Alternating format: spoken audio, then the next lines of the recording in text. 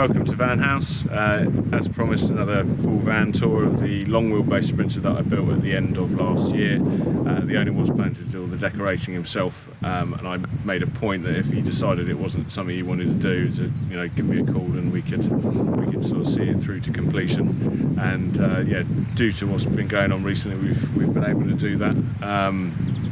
So yeah, I'll give you a quick look round. Totally different style than the last van tour we did, and also the extra long wheelbase Sprinter we've got coming up. I'd like to think we're very versatile, and whatever you've got in your head we can hopefully create for you.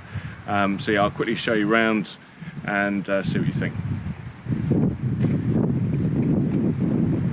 Sadly, we've not been able to completely do everything. The flooring is going to be done by the owner's friend who's doing him a favour basically, so that's the only thing we weren't able to do, which is frustrating, but otherwise it's basically done.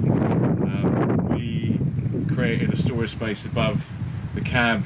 I may have explained in the previous videos that sprinters and crafters don't have complete storage space above the cab, so you have to build something yourself basically.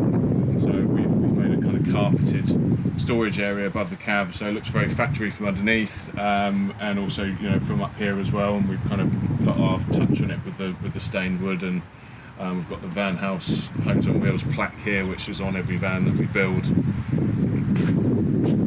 The arrangement here, the plan was he was going to be travelling around on his own predominantly, or with a friend or a girlfriend, something like that. He has also got a young boy, his son, so he wanted to have a bed if he comes and stays with him that he could have folded away, but also use when he is with him basically. So this bed pulls down. It's held up by chassis mounted eyelets on the ceiling in two places, and a friend of ours is a supplier of high strength sailing rope, so we've used that instead of using chains under the normal. They're super strong. These ones can take up to about 2 tons. So yeah, you could have two adults who sit on the edge of it and test it. So, and then the bed below, the idea is that the front double seats are on a swivel. That will be done by the owner when he gets it back today. So those two seats will swivel around. The driver's seat will stay in place, and this seat will essentially can do all sorts of stuff. So it can either be an L-shaped sofa, or you can have it as a double bed. It's basically been so that you lift up the cushions and flip out the pieces underneath, depending on what layout you want it to be. Underneath the sofa is a 175 litre water tank, as well as the shore flow pump and accumulator and filters, as well as the inverter. And the van has got 2 fuse boxes, so the driver's side fuse box is also under here, so it's all very easily accessible by lifting up the sort of part underneath the cushions of the sofa, and you can get to everything very easily. Also here we've got, he didn't want an external water filler basically, so the idea was this van, as much as it's quite hard to have a stealth van now due to the change of regulations and having to have warnings and graphics and this, that and the other, that's a bridge he's going to kind of cross at some point in the future. It may be something we have it back and have to have another window and an awning if he does want to convert it. So the water filler is just here, so you just open the driver's door and fill from behind the driver's seat, so it's pretty stealthy. And again, that goes straight into the 175 litre water tank. Over here we've got a display for the charge controller. It's an Epever MPPT 40 amp charge controller with a pretty generic display which works with a lot of different charge controllers. You've probably seen them in lots of other van videos.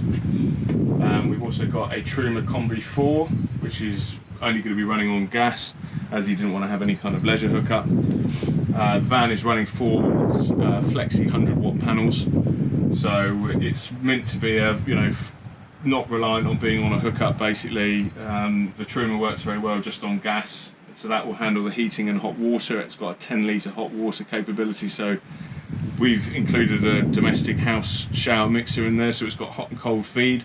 So you should in theory get about 2 to 2.5 minutes of 40-degree hot water, so you can have a pretty decent shower in there.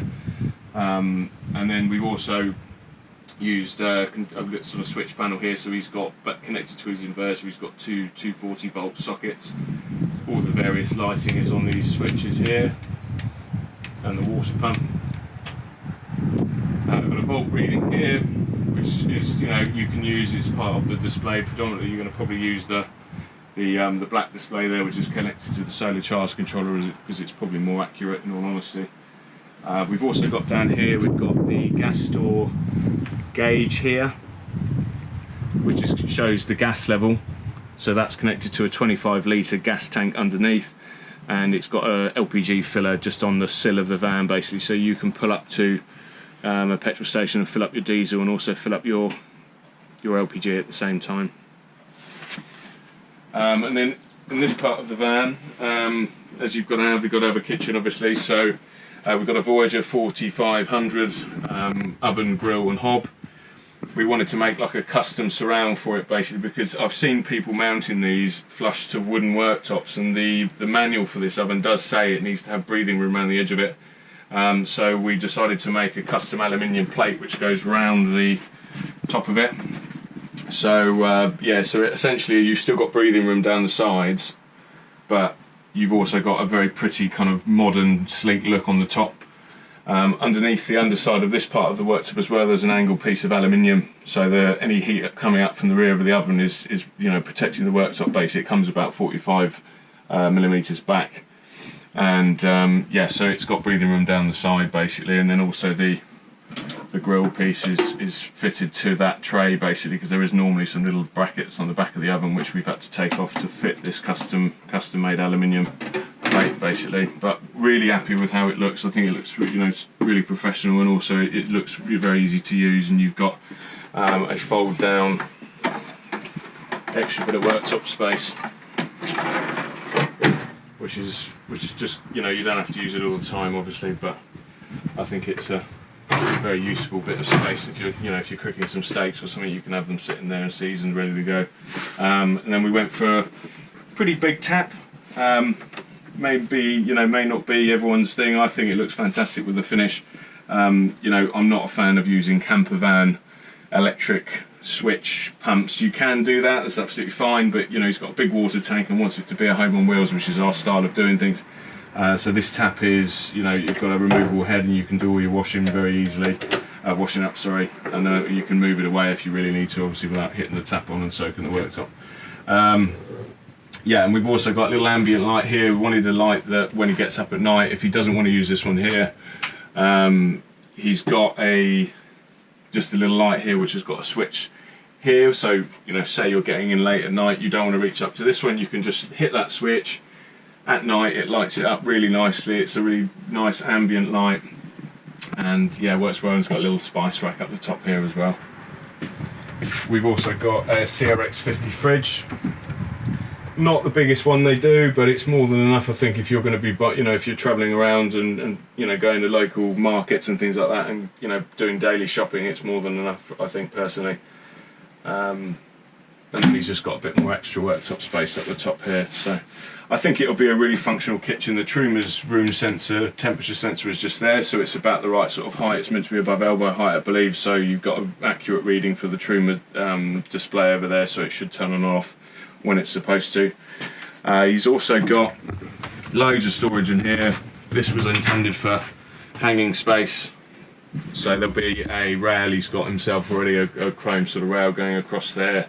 He's got a 240 volt multi-plug here which is connected to the inverter, which is where these two plugs are connected to, and he's planning to have a PlayStation 4 that he can use in here. So the idea is that he can sit here and play Call of Duty or something like that if he wanted to. The van has actually got 3 230 amp hour VARTA batteries, which are pretty hefty, so he should get a good 3-4 hours of battery life in the evenings, and be able to run a TV, etc., and still be able to charge a phone and a laptop and be absolutely anywhere really. Obviously, if you're travelling around the UK in winter, then you've got to be conscious of how much daylight you're getting and where you're parked, so that you haven't got trees next to you obstructing the sunlight on the roof, etc. But if you were travelling around somewhere in Europe that was hot, I think you could just treat it like a house. Basically, that's the intention. He's also got some more storage there. He's got a load of shelving in here, which is already full of stuff. And then the back of the van, the intention was to have just all storage there basically, but we decided that it might be worthwhile having the option to be able to kind of make a quick exit out the back basically. So there is space for the mattress that goes up on the fold-out bed, and there is also, you know, some shelving there, so it's almost like a little dressing room. This light's on its own switch, so you know, you can have all your kind of basics in there. It'd be quite a good place to sit down. There's also a little seat, sorry, to sit down on to get changed, and again, you've got space for the mattress, and you can make a quick exit out the back if you needed to. In here, I'll just get out of your way, we've got a full shower with Thetford toilet. The toilet is an electric flush and connected to the water tank, so you don't have to do anything other than empty the cassette basically. And then, like I said, there's a shower mixer, house style, so you know, no caravan parts here really. And I believe the shower tray is 1100 by 700, so it's a really good usable space. And yeah, I mean, overall the van has turned out really well. We've spent, you know, a good couple of weeks now getting it decorated. It was nice to get it finished before Christmas, but yeah, now we've been able to see it through to completion. We're really looking forward to delivering it to the client. So if you've got a van in mind and you've got this kind of big idea, or you know, people are saying that it would be a bit crazy to do a van like that, and you know, don't hesitate to contact us. That's really what we like doing. Things that are out of the box, homes on wheels, whatever you can think of really, we're open to just discussing with you within reason, obviously. So please check out our Instagram. We're always putting up pictures of our builds, and make sure you're subscribed to our YouTube channel. And please expect another van tour of the extra long wheelbase Sprinter, which again is a totally different style to this van, and that should hopefully be up in the next couple of weeks. So it's nearly finished. We were just waiting on the gas tank to be installed. So thank you for watching, and we'll see you on the next one.